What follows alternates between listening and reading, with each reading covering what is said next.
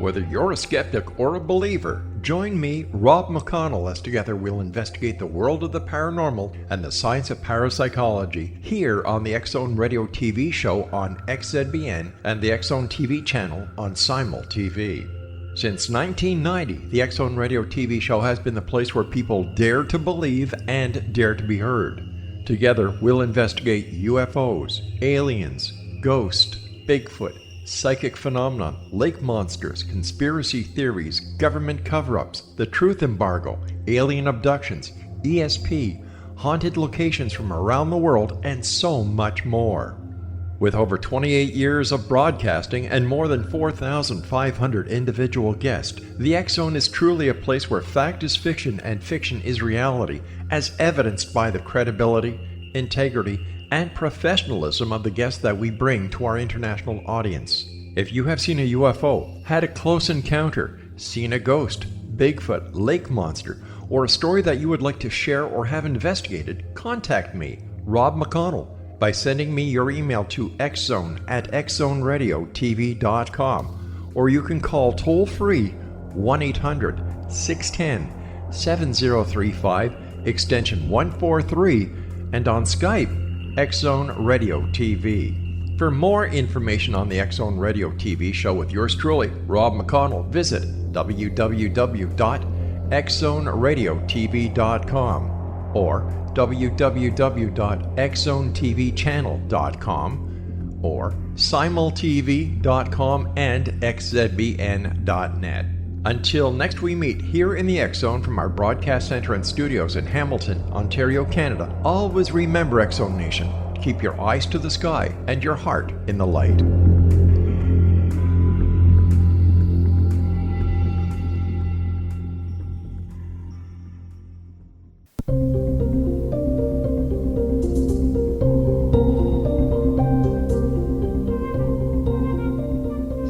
Hello, everyone. This is Patty Conklin and Healing Within. Thank you so much for joining me and my guest, Dr. Laurie Nadel.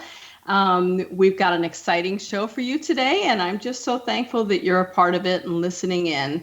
Dr. Nadel and I are going to be speaking about overcoming fear, and it's a topic that I think a lot of people have issues with and have challenges with. So we're going to get to that in a minute, but I'd like to remind you about Dr. Nadel and how amazing she is.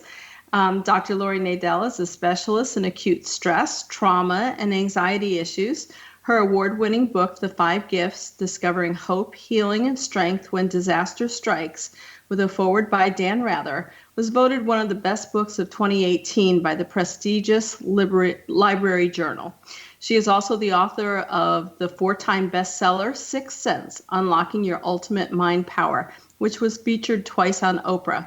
She's been a guest on Dan Rather's America and Coast to Coast AM with George Noory. So, Laurie, thank you, as always, for joining me. Thank you for having me as your guest. I'm really honored. I love having you, and we're going to make it a monthly here. So I'm looking forward to that because your insight is always so impactful and so helpful, and overcoming fear is something that a lot of individuals truly struggle with. So I just think it's one of those important topics that we talk about here at Healing Within, because it's really all about healing inside, and healing. As we heal ourselves, we can help others heal just by being. We don't really even have to do anything. The more that we heal inside, the more that our energy goes outward and just makes everyone else around us a little bit more calm. So let's talk for a few minutes about overcoming fear. You know, one of the acronyms I use for fear is forgetting every available resource. And that's that heart center, the piece of the universe inside of all of us that we tend to forget about sometimes when we're going through fear, that we have so much capability all on our own. How do you view fear?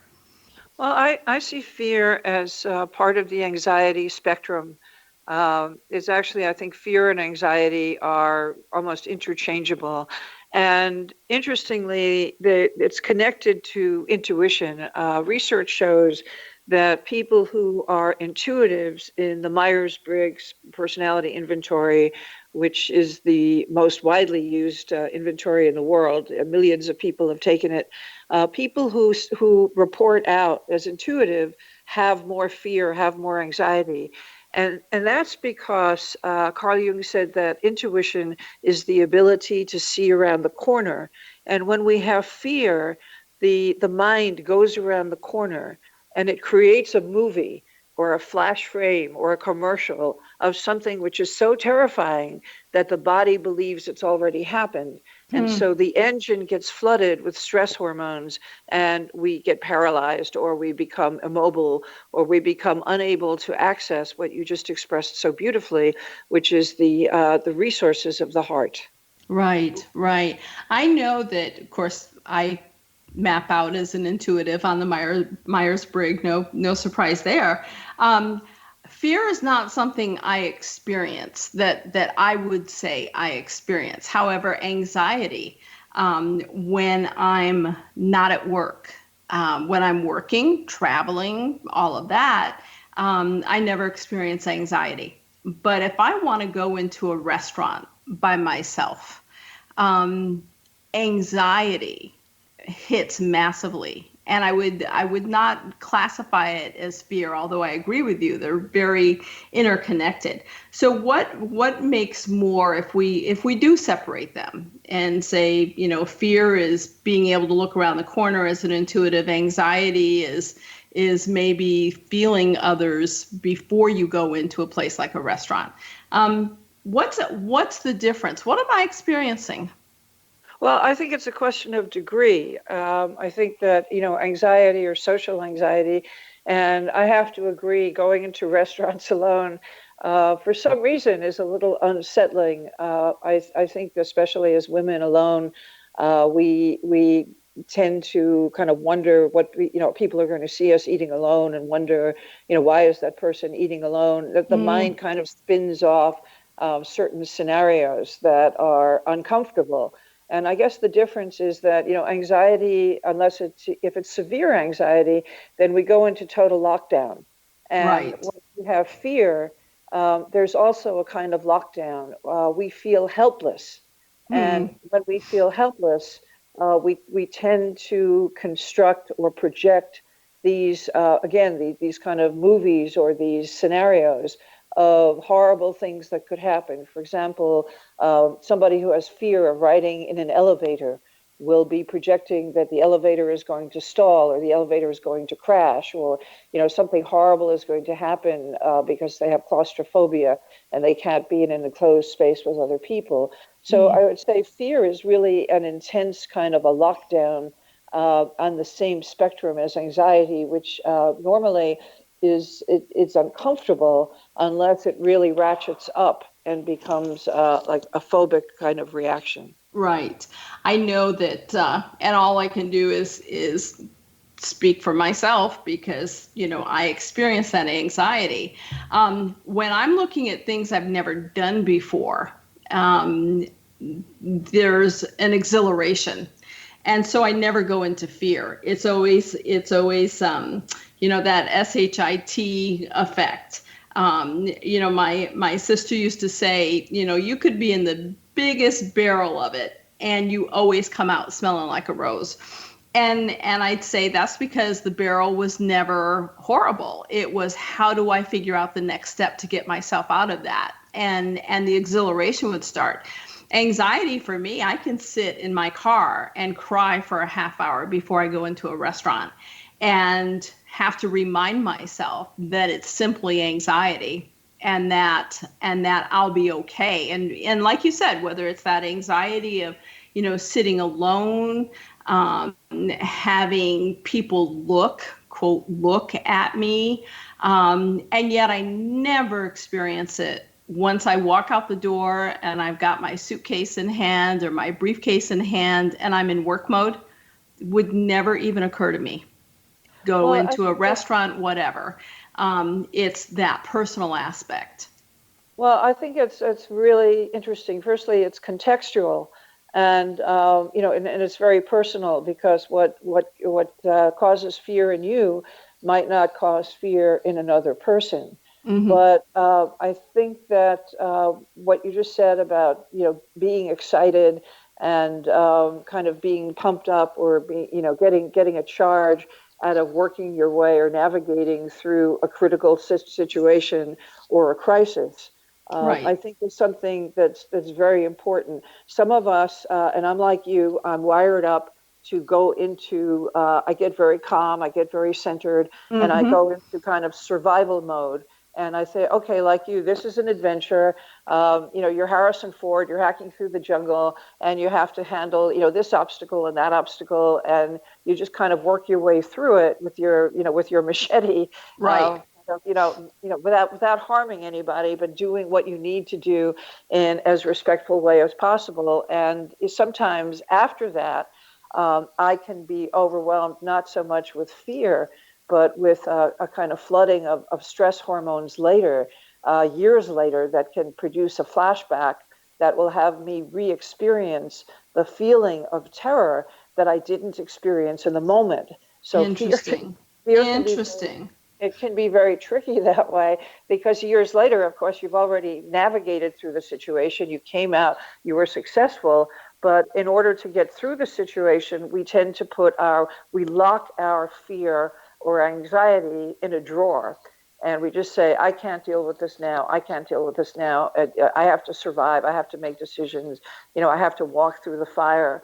And then years later, when you're feeling safe and calm, the drawer can just fly open. And suddenly you're experiencing a cascade of all of the chemicals of those emotions because all of our emotions are stored as molecules in the limbic system, which is the part of the brain that we call the emotional brain. It holds, it's where emotions originate, and it also holds all of our memories as emotional memories as molecules, or as William James said, kind of like beads on a necklace.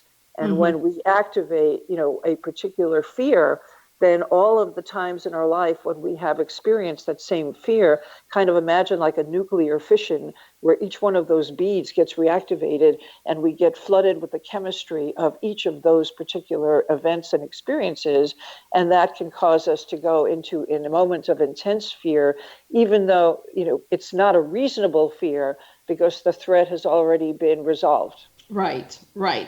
And so, I'm going to disagree with you a little bit in Sure. terms of where we store our emotions, because I think they go into the cells within the body and kind of store in different areas, not just the limbic. But what That's you're true. proposing is a really interesting dichotomy because you're looking at, if we get in a situation that's out of our norm, you and I just soldier through it and get it done and get calm and reach the other side. Where if I'm going into a restaurant and I cry for a half hour until I go into the restaurant, once I get in there, I'm okay. I want to talk about how those reverse in the future when we come back from our break and look at how those two completely reverse as time goes on. So let's talk about that when we come back. You're with Patty Conklin and Dr. Laurie Nadel at Healing Within. We'll see you in just a moment.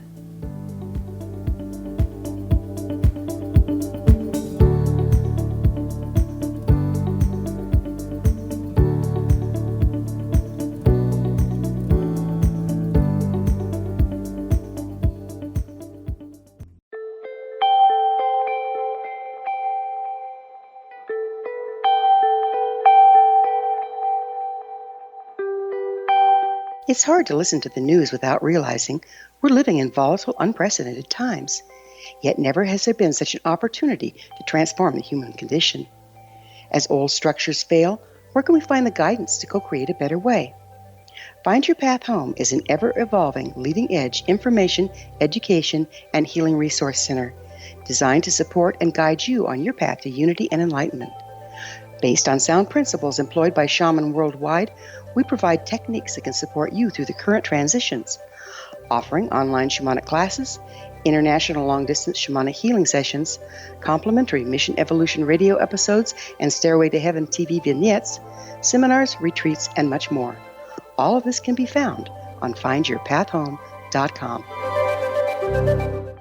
So I was watching the X Zone TV channel last night when I was abducted by aliens, and they kept repeating to me over and over again, simultv.com, simultv.com. What's simultv.com? That's what I asked them. They had it written on the side of their UFO. How do you spell that? UFO. No, I mean simultv.com. simultv.com. simultv.com. Right. simultv.com. Interesting that you were abducted by aliens in a simultv.com UFO last night. Oh, yeah? Yeah. Now that you mention it, I remember now last night I was awakened from a deep sleep. My great-grandmother was standing there. She said she'd come from the hereafter to tell me about simultv.com. She even spelled it out for me. simultv.com, sonny boy. simultv.com. simultv.com, sonny boy. Wow. Yeah. Guys, you'll never guess what my psychic guru just told me. simultv.com. Exactly. Are you guys psychic too? Of course. We all know about simultv.com. simultv.com.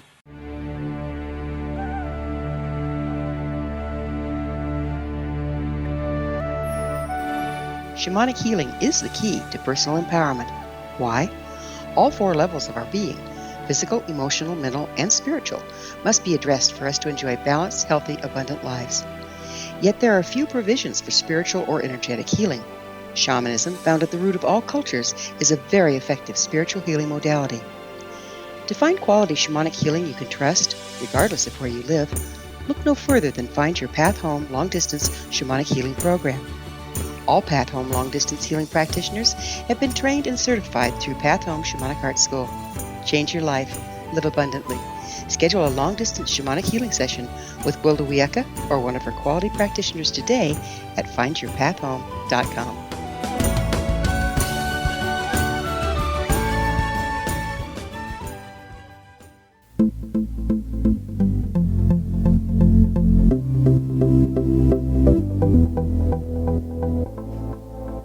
Hi, everyone. You're with Patty Conklin and Dr. Laurie Nadel on Healing Within. Thank you so much for listening in today. We're talking about overcoming fear and the connection between fear and anxiety and so many different emotions. But, you know, Laurie, one of the things that we were talking about in the last segment about fear and anxiety, we're both the kind of people that when we get in a crisis situation, we kind of look at the overview very quickly. We calm down. We take care of what needs to be done, and we get through it.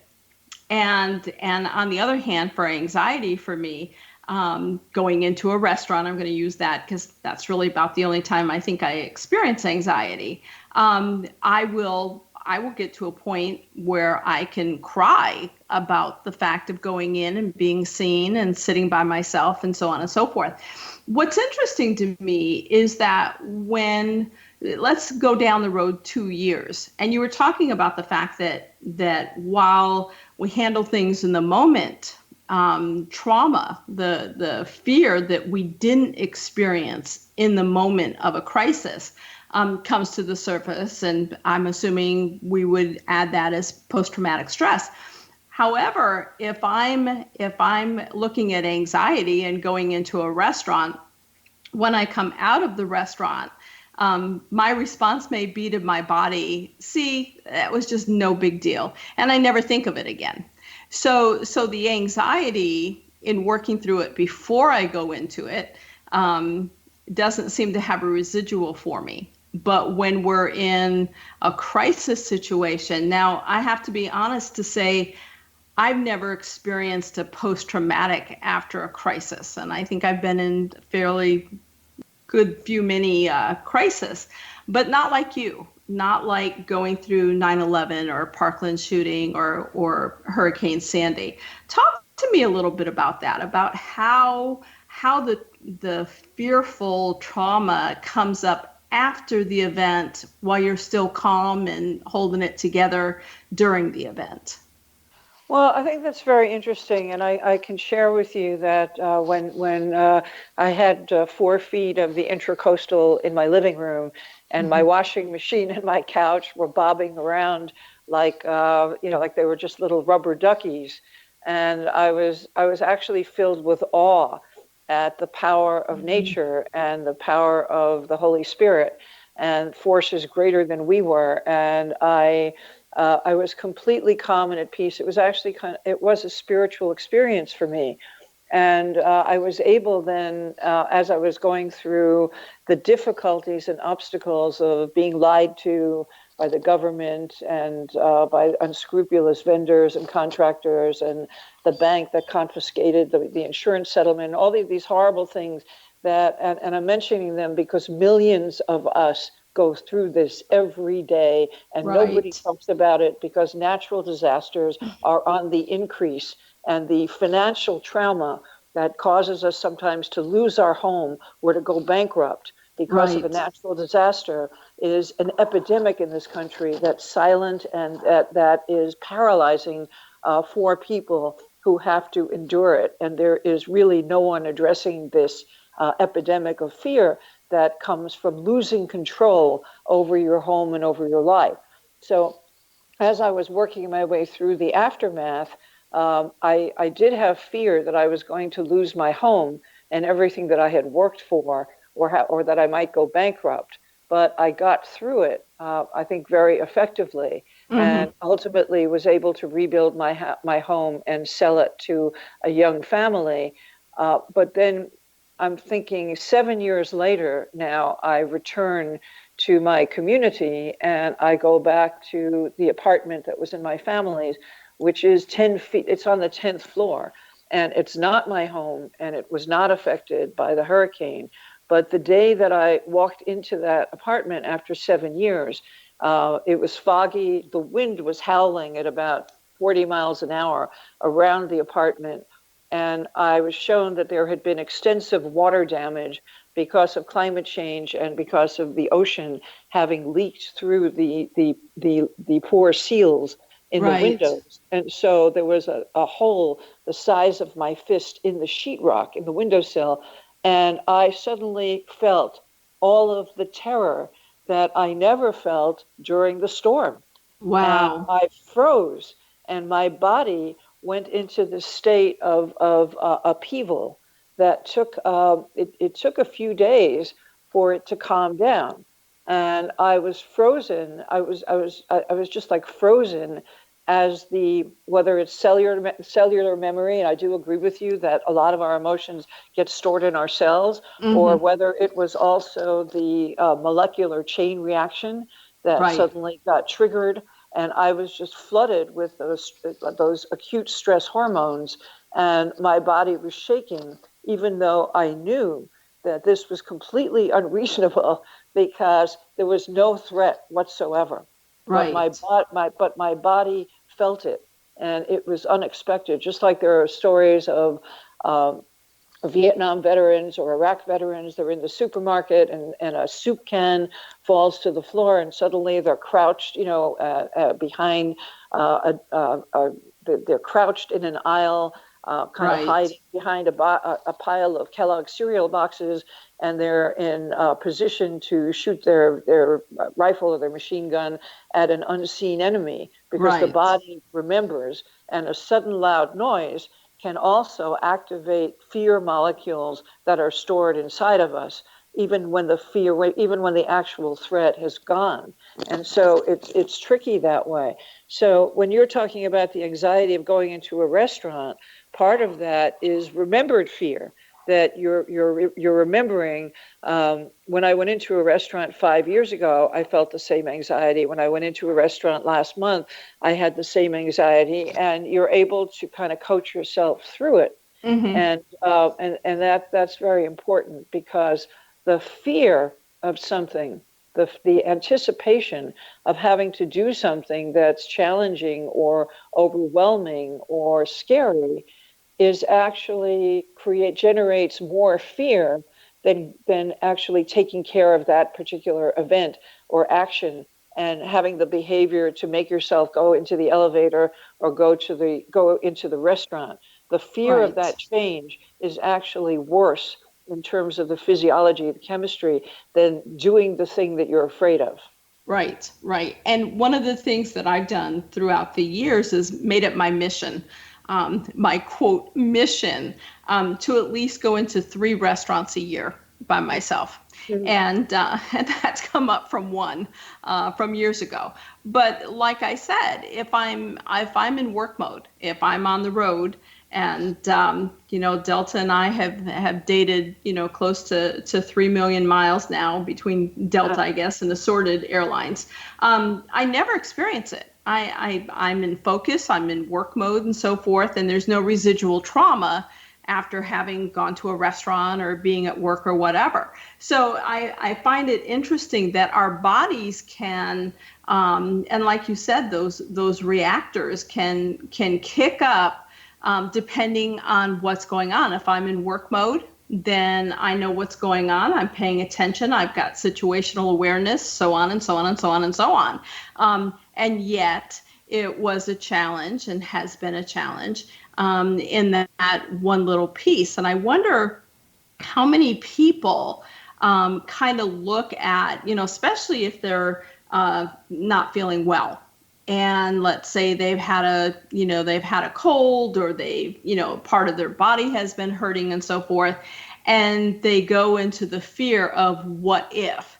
I've always said that if a woman calls me and says, I found a lump in my breast and I'm afraid it's cancer, my response typically is going to be, well, do you want to have cancer? Because I know the power of my words, and I know the power of people respecting my thoughts. And if I said, gee, it looks kind of, sketchy in that area, I'm a little concerned. If she didn't have cancer when she called, chances are if I respond that way, she's going to have cancer by the time she hangs up. So that fear of what if, especially when it comes to the physiology of our body, becomes very, very powerful.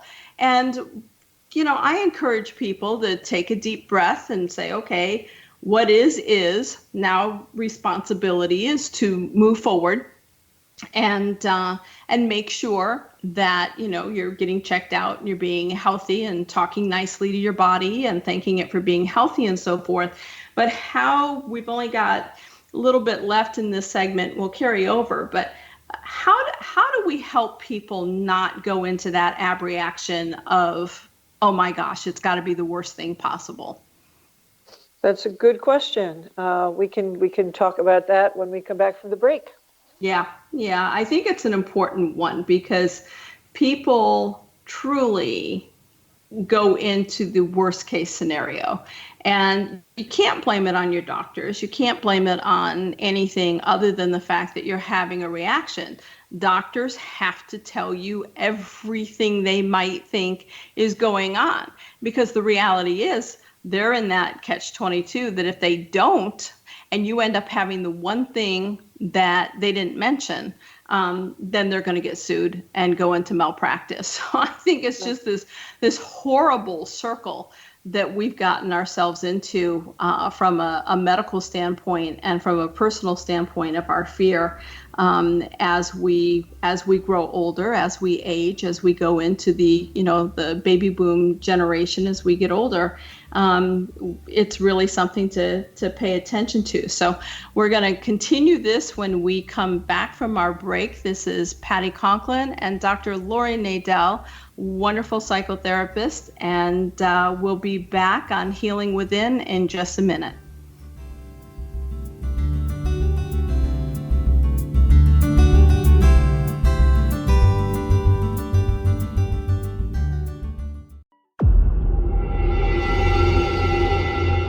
Whether you're a skeptic or a believer, join me, Rob McConnell, as together we'll investigate the world of the paranormal and the science of parapsychology here on the X-Zone Radio TV show on XZBN and the X-Zone TV channel on Simul TV. Since 1990, the X-Zone Radio TV show has been the place where people dare to believe and dare to be heard. Together, we'll investigate UFOs, aliens, ghosts, Bigfoot, psychic phenomenon, lake monsters, conspiracy theories, government cover-ups, the truth embargo, alien abductions, ESP, haunted locations from around the world, and so much more. With over 28 years of broadcasting and more than 4,500 individual guests, the X Zone is truly a place where fact is fiction and fiction is reality, as evidenced by the credibility, integrity, and professionalism of the guests that we bring to our international audience. If you have seen a UFO, had a close encounter, seen a ghost, Bigfoot, lake monster, or a story that you would like to share or have investigated, contact me, Rob McConnell, by sending me your email to xzone@xzoneradiotv.com, or you can call toll-free 1-800-610-7035, extension 143, and on Skype, X Zone Radio TV. For more information on the X Zone Radio TV show with yours truly, Rob McConnell, visit www.xzoneradiotv.com or www.xzonetvchannel.com or simultv.com and xzbn.net. Until next we meet here in the X Zone from our broadcast center and studios in Hamilton, Ontario, Canada, always remember, X Zone Nation, keep your eyes to the sky and your heart in the light.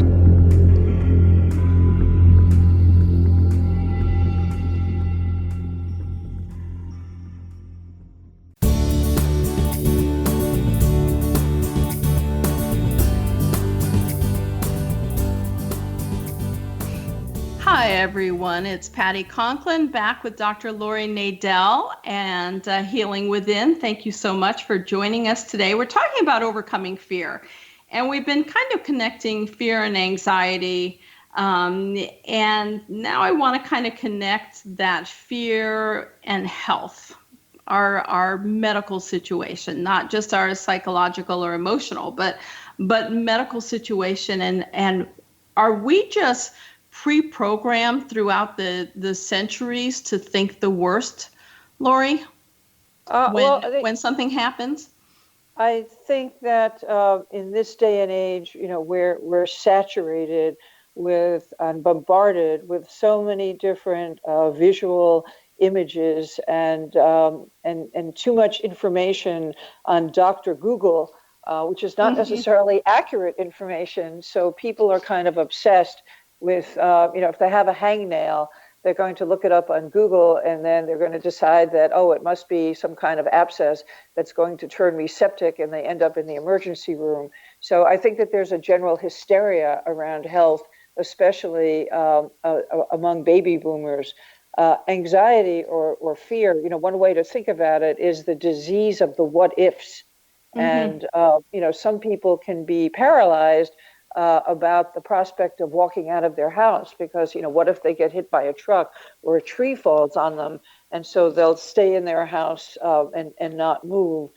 That's how strong it can be. I also think that we have a generational fear of aging and an almost maniacal denial of what happens as we age, and that the body is designed to age. Yes. I'm going to be 72, and there are certain natural conditions that are happening. And when I discuss them with people, and they kind of look at me, and they'll say, "Oh, but have you tried this? Have you tried this?" Well, I try everything that I think is reasonable. But what I'll say to them is, my body is like an engine that had a 50,000-mile warranty. And the warranty expired 22,000 miles ago. Right. And the parts are wearing out, which is what they're designed to do. And I do my best to make the best of it and repair what can be repaired, and to heal what can be healed, and to move on. But there's an organic process here that, and some people will say, well, if you think that way, that's what's going to happen. I said, well, there are people who don't believe in gravity, but gravity exists whether you believe it or not. Right. And so I think that, with fear, it escalates this denial of the realities of aging. And the Buddha said that we choose to incarnate into a human form so that we can experience the suffering of being human, because that's what accelerates our spiritual growth. Absolutely. And that part of what we sign up for, most of us, is to experience what the Buddha calls the suffering of old age, suffering, and ultimately death. Nobody wants to experience that on a conscious level, but on a soul level, this is what we contracted for when the soul entered human form.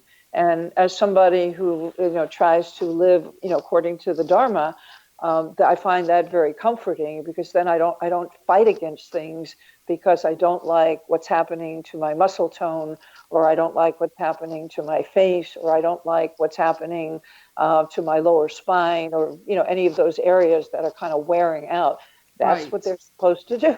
Right. And we have to adjust our life gracefully around, I can push myself to exercise, but I could no longer windsurf, and I could train every day for the rest of my life and lift weights, but I'm still never going to be able to do that again. Right. I And be at peace that you did, right? Yeah. Exactly. Yes. Yeah, In fact, I think I went to a doctor a few months ago, and we were talking about certain things that are going on, and I looked at him and I said, "So no more trekking in the Amazon for me." And he just looked at me, his eyes like bugged out. I said, "It's just a joke." yeah. I said, I'm just joking. I know I can't trek in the Amazon anymore, Right. but I'm really glad I did it. I'm glad I did it in my 40s and 50s, and it's done, and It's I had a done. great time and wonderful adventures. But I'm not going to put my life at risk because I'm no longer in condition to be able to do that. That's Right. just accepting things, things that are realistic. And with fear, I think we jump into, the reservoir of unreal possibilities, and we escalate them. And Right. as we make them, if they're visual, we make them larger, we make them brighter, we make them more colorful and more intense. And the body believes that we're in that movie, that disaster movie, Right. and that our body is experiencing the worst outcome possible. Right. I think that you stated that really eloquently and beautifully, that, our bodies, remember 20 years ago when the phase was, well, I'm going to live to 100, I'm going to live to 120. Right. And, everybody was on that plank of, I'm going to live until 100, 120. And, we do see some, incredible people at 105, whatever, still running, marathons and, doing their half mile or their 3/4 mile or whatever. And it's wonderful. It's wonderful when your body's doing what you enjoy and you're appreciating it. But like you, I would not hike in the Amazon again. I did it in my early 40s, and that was fantastic and awesome, but I wouldn't go at 62, just because I remember how demanding it was of my body. And years ago, when I farmed, I could pick up a 50-pound hay bale and throw it up into a second mile window, and I could do 1,000 in a day. I'm not quite sure I'd pick up one, much less throw it into a second mile window. But I think that part of life is overcoming fear and being able to experience all of these different things. So as we age, we're able to say, yep, did that. And I think people do a disservice to themselves, honestly, when they're waiting to retire to be able to experience all of this, instead of experiencing it as they're younger, so that they can get the most out of their bodies. Because as you said, our bodies are designed to, at some point, move on. And the one thing that I think about is back, and I think it was the Hindus that would do this, and correct me because you probably much more versed in this, but they knew when the soul was ready to leave the body, and they would sit up next to a tree and they would simply leave. They didn't have to go through the process of suffering and disease. And sometimes I will say and teach that, medical science is awesome, but it also is problematic because we've become so good at keeping people alive beyond what they should or could or whatever, however you want to phrase it, that their quality of life is no longer sustainable. We're just keeping ourselves alive. Right. And I people in hospitals who are just a heartbeat and a brainwave, and they're never going to sit up or talk or laugh Right. or eat or dance or have a conversation. But biologically, as a bioorganism, they're still living. And I don't understand, what's the point of that? Why does medicine do that? Right. I had a dear friend who passed away Wednesday, daughter-in-law of a friend, and only 30 years old, and suffered blood clots and was brain dead. And, and sitting down at the hospital and just kind of reviewing life, and how precious it is to live every single day and to appreciate every single day, and thinking about her 2-year-old daughter who is just gonna just have pictures and so forth of her mama, that every day is a gift that we're given. And especially for us that are in the baby boomer age range now, it's even more so. And, I don't think that I'm being depressing or having down thoughts when I say, I didn't feel this way at 50, but at 60 and 62, certainly, I realized that I'm kind of on the other side of the pendulum swing now. Exactly. Yeah. And so it makes even that much more every day more precious, because it is. And then you see situations of, in the last month, a 30-year-old and 35-year-old who I was very close to, both passed away. And just realizing that if you have fear of living, then you will miss out on all of the incredible, wonderful things you can do every day, which is go outside and breathe and watch the sun and watch the sunrise and watch the sunset, and be able to be with family and friends and make your mark for humanity. And that doesn't mean that you're going to do amazing, incredible things and be world renowned. I'm not saying that at all.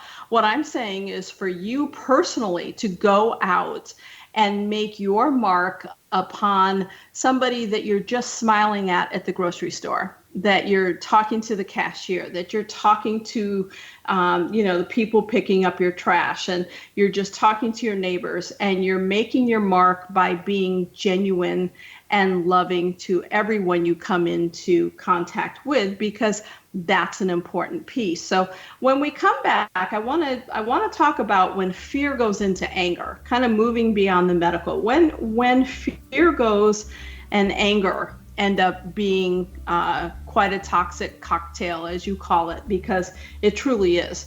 If people don't know how to express their fear, a lot of times they'll go into anger. So you're with Patty Conklin and Dr. Laurie Nadel, and we'll be back with you in just a moment on Healing Within.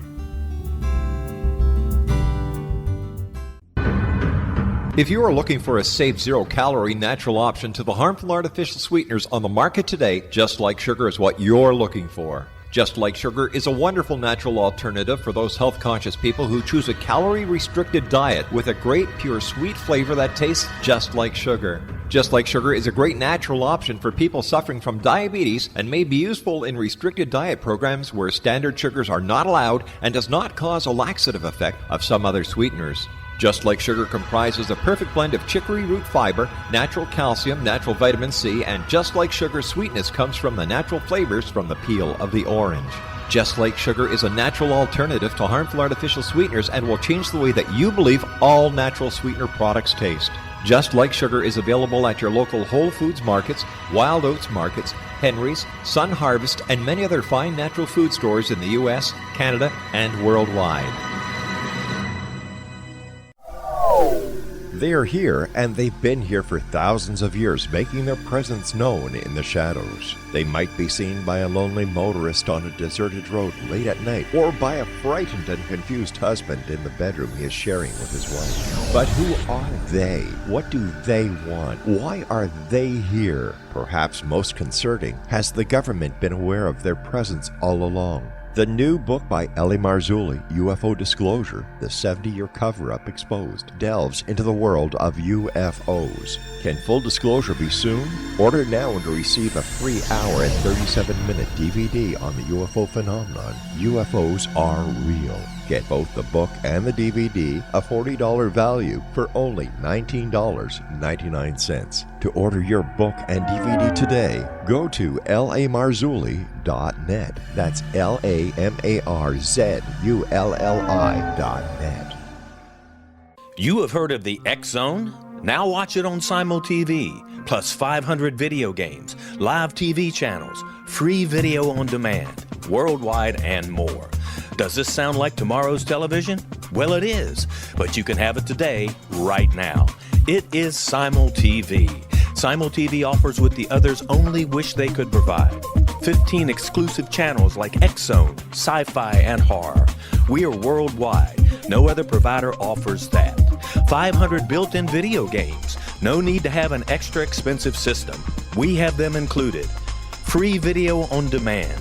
Live streaming events from around the world, interactive online network, and much more.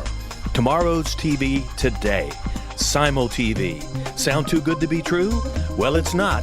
You can have Simul TV today. Sign up at simultv.com. Do it today.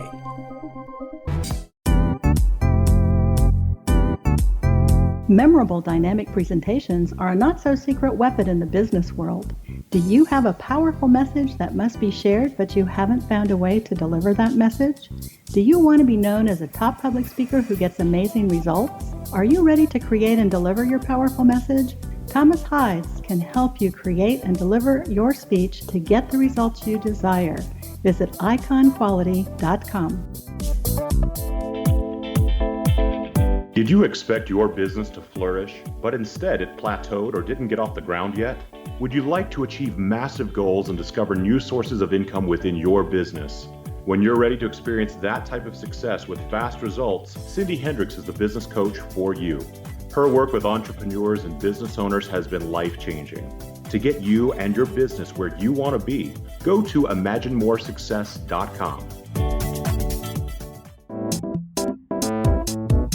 Has the fear of public speaking stalled your business or personal life? What would you give to develop and maintain supreme confidence? Have an invaluable private program to always perform at your best. Imagine how you would feel. You can have all that and so much more today with Thomas Hides' life-changing course called Number One Fear Unleashed. Visit numberonefear.com and be liberated from your fear of public speaking.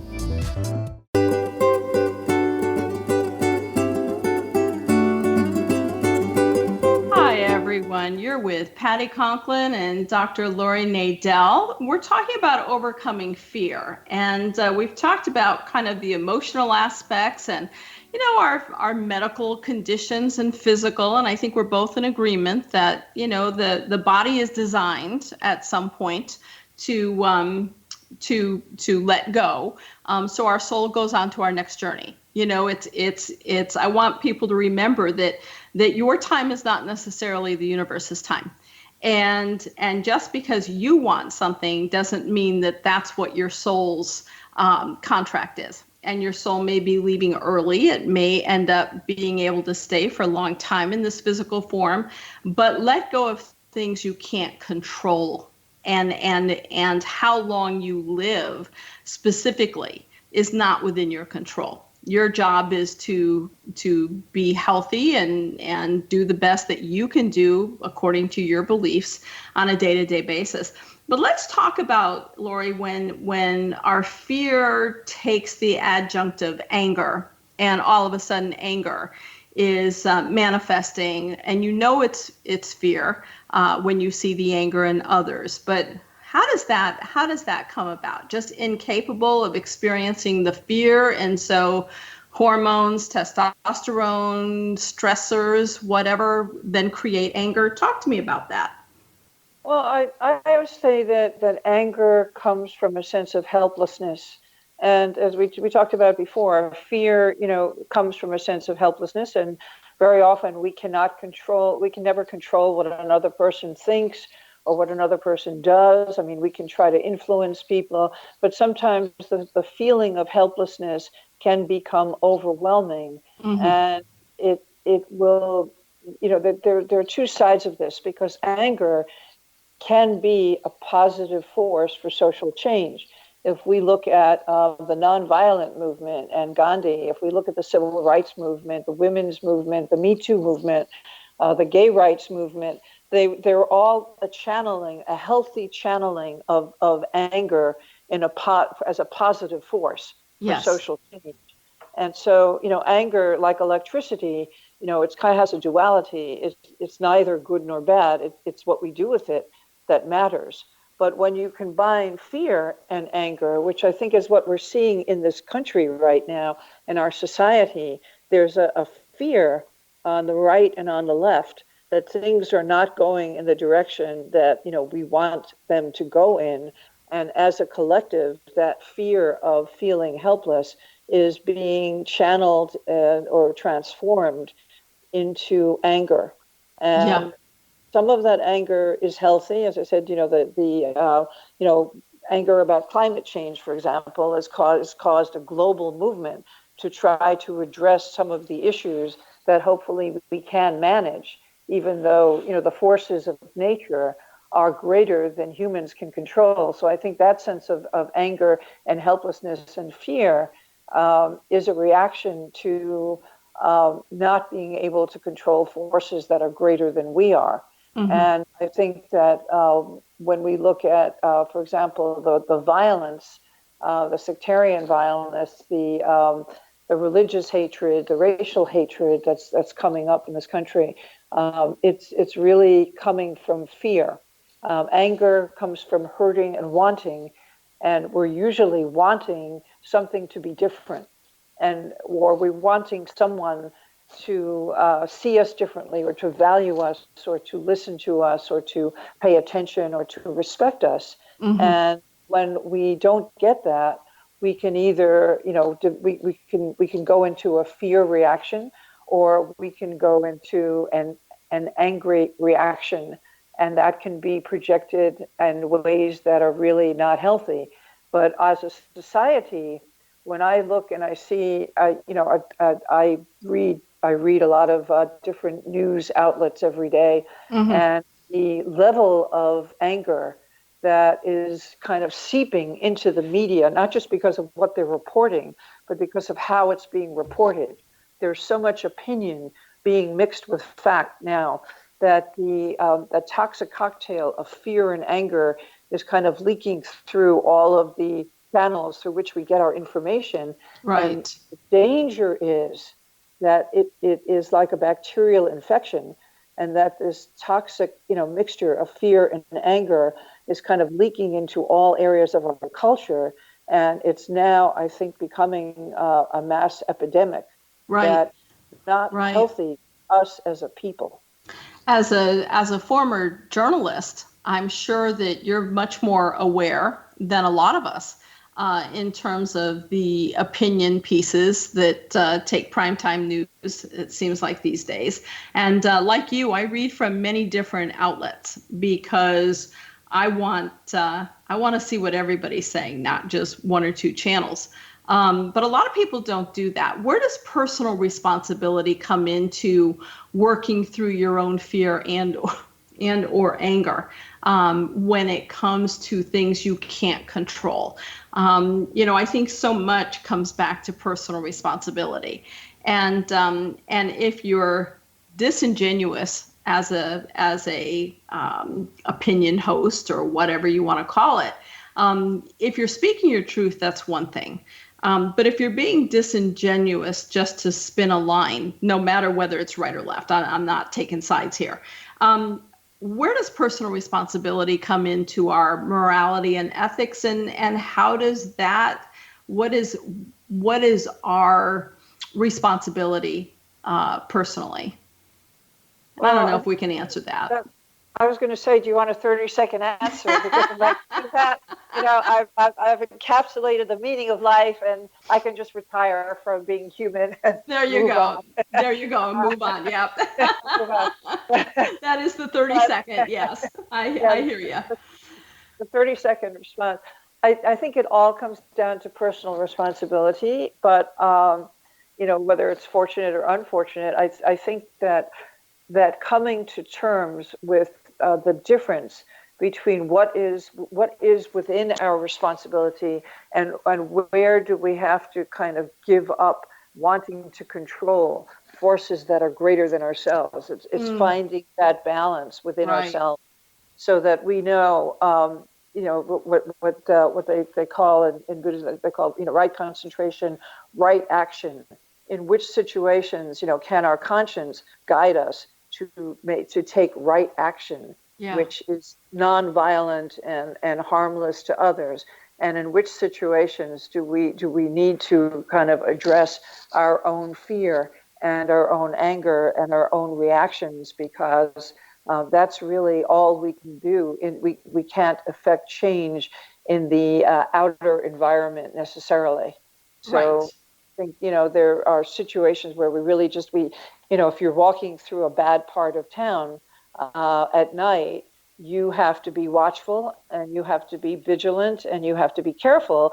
But that doesn't mean that you have to walk around with an AR-15 because you think you might have to blow away half of a block.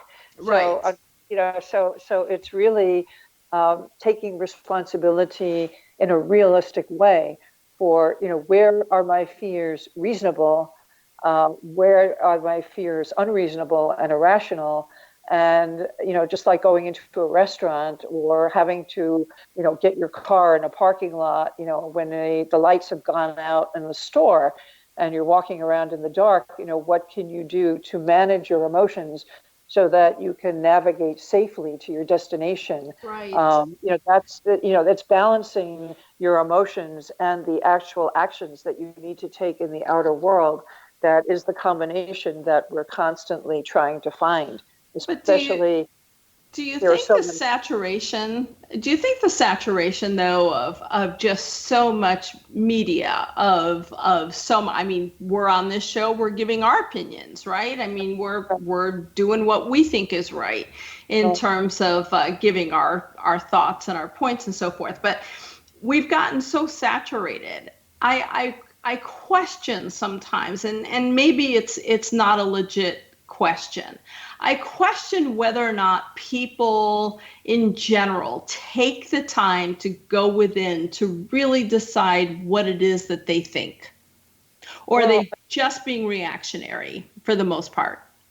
Well, I think that people are so distracted now, and I think it's becoming kind of a global phenomenon, that the average attention span now is at least in this country 8 seconds, and Microsoft did a survey of millions of people, and they found that if something takes more than 2 seconds to download, that people become impatient. And in my book, The 5 Gifts are humility, and humility is what helps us, gives us the grace to accept what we can't control, what we can't understand. The second gift is patience. And I call that the unbearable gift, because none of us really want it, and we don't go within enough. And I include myself in that. We're so saturated, as you said, and bombarded with moving images and visuals. From the second you turn on your devices in the morning, you're getting flash frames of things to buy and things to look at, and horrible massacres that are going on, in other parts of the country or other parts of the world. Right. And it's too much for the conscious mind to understand.